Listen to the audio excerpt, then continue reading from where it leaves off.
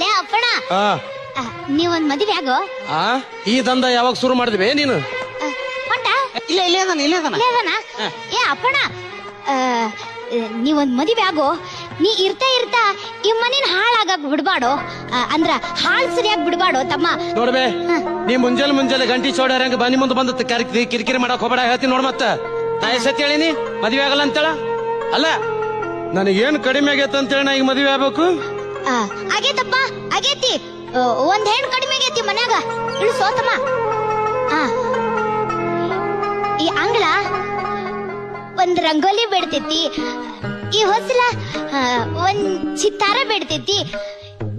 ಈ ಬೋಳ್ ಬಾಗ್ಲಿತ್ಲ ಇದೊಂದು ಬೆಳ್ಳಿ ತೋರಣ ಬೇಡ್ತೈತೋ.